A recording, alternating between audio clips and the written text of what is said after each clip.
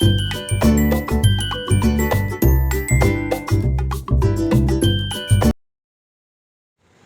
आपल्याला आता बटाट्याची भाजी परतवून घ्यायची आणि त्याच्यासाठी मी आलं, लसूण आणि मिरची या तिन्हीची चांगली फाईन पेस्ट करून घेणार आहे.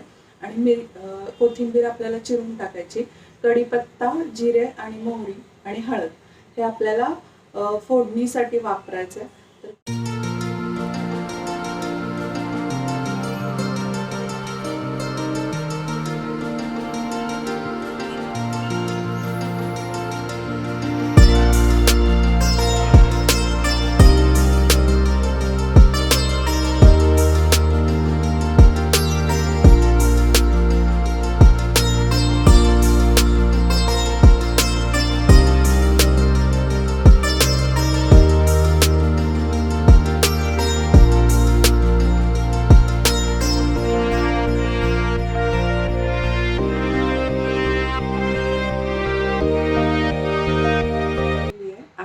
भाजी मी भाजीसाठी खूप कमी तेल वापरले.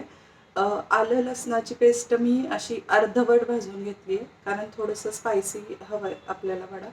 आणि भाजी जास्त वेळ परतली नाही आहे मी. जस्ट भाजीला मसाला लागेपर्यंत भाजी वर खाली केली आहे आणि नंतर खाली उतरवून ती पूर्ण मिक्स करून घेतली.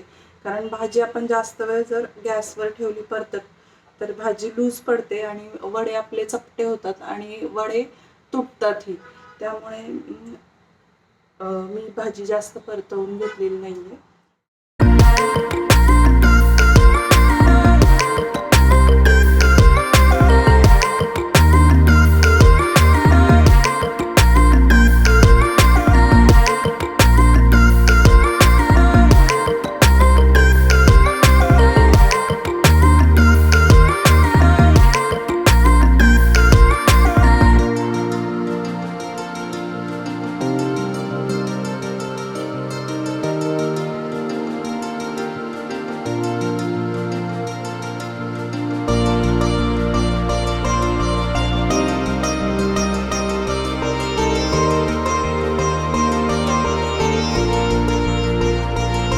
तर हा बेसनचा चुरा आपण तयार करून घेतलेला आहे आणि मोठे मोठे आहेत त्याचे मी तुकडे केलेले आहेत. आणि आता आपल्याला याचे हे मिक्सरमध्ये बारीक करून घ्यायचं आहे. चटणीसाठी आपल्याला 3 ते 4 मी लसणाच्या पाकळ्या घेतलेल्या आहेत आणि याच्यामध्ये ऑलरेडी आपण मीठ टाकलेलं आहे, त्यामुळे मीठ थोडंसं टाकायचं आहे आणि लाल मिरची पावडर टाकायची.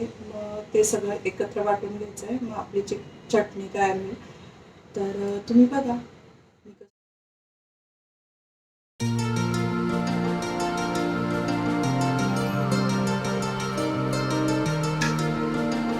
तर ही आपली अशी चटणी तयार झाली आहे.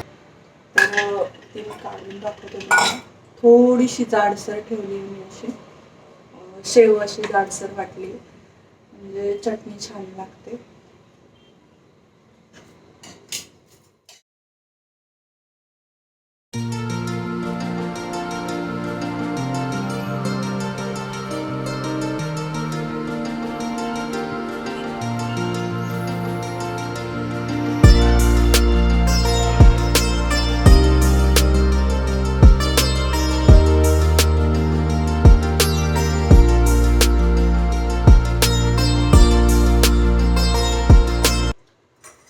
तर आपलं मिरची आणि चटणी रेडी आहे. आता आपण वडे तळायला घेऊ.